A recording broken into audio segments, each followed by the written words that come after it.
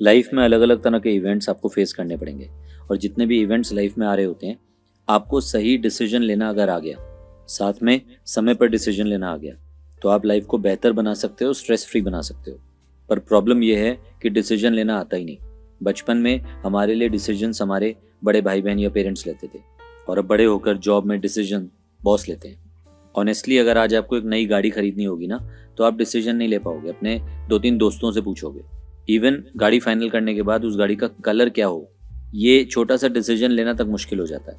और ये प्रॉब्लम कदम कदम पर आती है। हायर स्टडीज़ के लिए क्या सब्जेक्ट चुने, घर में किसी की शादी है तो रिश्ता सही है या नहीं, यहाँ तक कि आज रात को घर पर खाना क्या बने, ऑफिस जाऊँ तो क्या कपड़े पहन कर जाऊँ। कितने सारे डिसीजंस एक दिन में लेने पड़ते हैं। तो आप समझ जाइए डिसीजन मेकिंग कितना क्रूशल है। और इमीडिएटली अपने आप को इसमें बेहतर बनाइए। इसमें आपको थोड़ी प्रैक्टिस करनी होगी, थोड़ी पेशेंस रखनी होगी। कुछ स्टेप्स हैं जिनको फॉलो करके आप डेफिनेटली बेटर डिसीजन ले पाओगे। Step 1, what's the topic. ऐसी क्या प्रॉब्लम है या क्या टॉपिक है जिस पर आपको डिसीजन लेना है, वो आपको क्लियर होना ज़रूरी है, ताकि आप एक क्लियर माइंड से ये सोच पाओ कि मुझे इसी टॉपिक के बारे में डिसीजन लेना है। 2, what are the options available.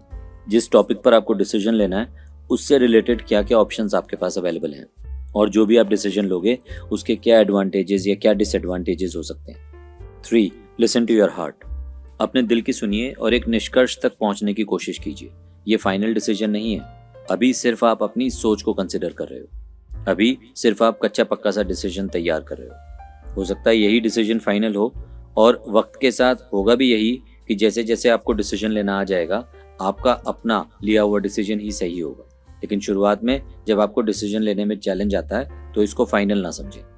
4, seek input from others. जिस टॉपिक पर डिसीजन लेना है उससे जिसकी लाइफ इफेक्ट होती है उससे इनपुट ज़रूर लें। वो लोग भी अपने तजुर्बे के हिसाब से आपको आपका डिसीजन लेने में हेल्प करेंगे, अपनी सही सलाह दे पाएंगे, अपना पर्सपेक्टिव आपसे शेयर कर पाएंगे। 5, review the decision.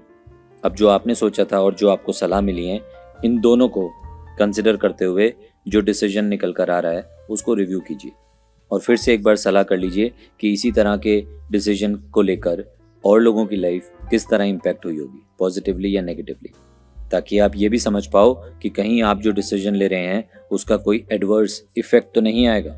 6, take the final call.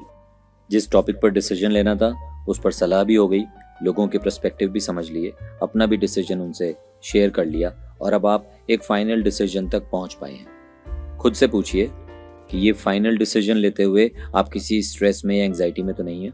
खुद से पूछिए इस फाइनल डिसीजन से क्या अच्छा या क्या बुरा हो सकता है, और साथ ही थोड़ा सा फ्लेक्सिबल भी रहिए।